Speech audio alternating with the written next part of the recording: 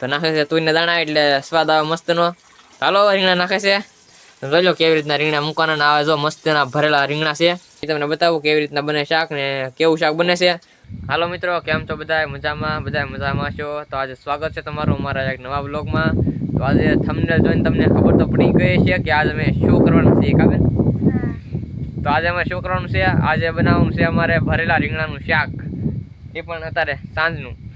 ચાલો તમને બતાવી કેવી રીતના બનાવી ભરેલા રીંગણાનું શાક. કાબેન, ભરેલા રીંગણાનું શાક બનાવવાનું છે. ચાલો જઈ ને તમને બતાવી ભરેલા રીંગણાનું શાક કેવી રીતના બનાવી છે. આખા રીંગણા એમાં સુંદો ને એવું બધું નાખવાનું હોય તો કેવી રીતના બને તમને બતાવીએ. તો એ રીંગણાનું શાક પણ બનાવશે અમારા પાયલબેન. કાબેન, બનાવશે ને રીંગણાનું શાક? ચાલો બનાવી રીંગણાનું શાક. બધા વ્લોગમાં કન્ટિન્યુ બન્યા રહેજો તો બતાવીએ અમે કેવી રીતના બનાવી રીંગણાનું શાક. એમાં કાંઈ મસાલો નાખવાનો હોય નાખજો ને માંડવી ને એવું બધું ખાંડીને નાખવાનું હોય. ચાલો તમને બતાવીએ કેવી રીતના બનાવીએ અમે રીંગણાનું શાક. તો અત્યારમાં થોડીક ઠંડી હતી એટલે તો એ કોટ ને પહેરવો છે, તો ઠંડી વાય છે. ચાલો તમને બતાવીએ કેવી રીતના બનાવી રીંગણાનું શાક. તો બધા વ્લોગમાં કન્ટિન્યુ બન્યા રહેજો. તો મિત્રો જો અમારા પાયલબેન બધું મળીને સુધારીને બધું તાર રાખ્યું છે. તો જો તમે એ જો આમાં રીંગણા છે મોટા ફાડા કરેલા ને આમાં તેલ નામ્યું છે ને આમાં શું છે,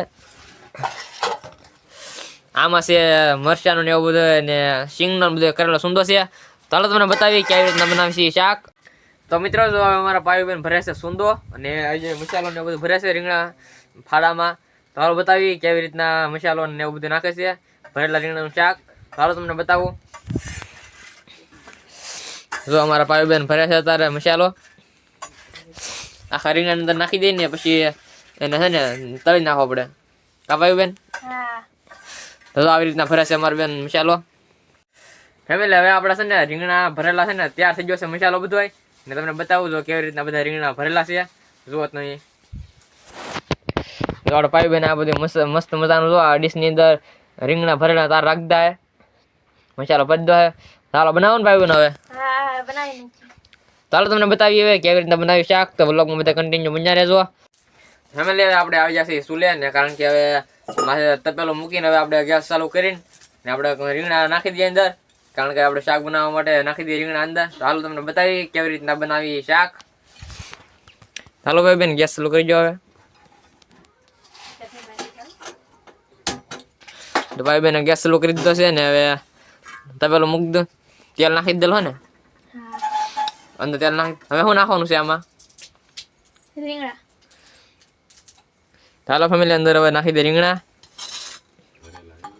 ભરેલા રીંગણાનું બનશે શાક એકદમ જોરદાર.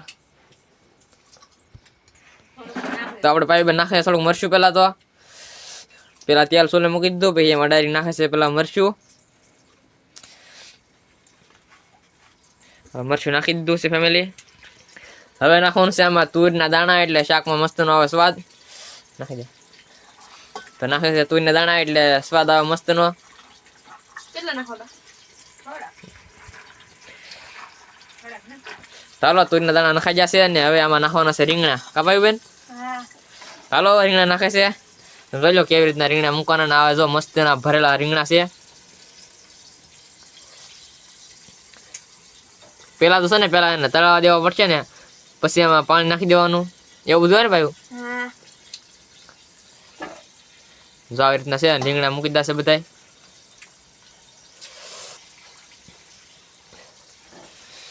ફેમિલી, તમારે પણ બનાવવું હોય તો આસાન ટ્રીક છે. આમાં રીંગણાના ફાડા કરીને તમારે શીંગ હોય તો શીંગના દાણાને ખાંડીને અંદર બધું મરચું ને ભેળવીને મસાલો કરીને નાખો ને તો એકદમ તમારે મસ્ત બને શાક.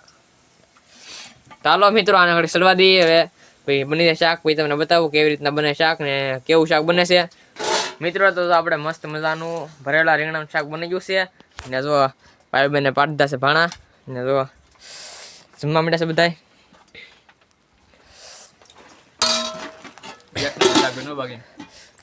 શાક મસ્ત બન્યું કે પણ બાકી કાઈ ન કટમ જો એક નંબર શાક છે. શાક બન્યું છે મસ્ત. કા બાપા, શાક મસ્ત બન્યું છે. આ પાયુ બેને શાક બનાવ્યું છે. કેવું શાક બન્યું પાયુ? થોડું કહીજો. મસ્ત બન્યું. શાક મસ્ત બન્યું. ચાલો ફેમિલી, આપણે બધા જમી લઈએ પછી બ્લોગમાં મળીએ. તો મિત્રો આપણે જમી કરીને આવી જઈએ છીએ બહાર, કારણ કે આ ભરેલા રીંગણાનું શાક બનાવેલું છે. તમને દેખાડ્યું તો શાક હતું બહુ મસ્ત, પણ થોડું તીખું બની ગયું એટલે ઓટ ને બળે છે ને આ થોડી ટાઈટ છે.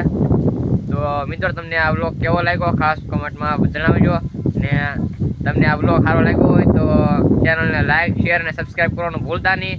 તો મળીએ આપણે નવા વ્લોગમાં. ત્યાં સુધી બધાને બાય બાય.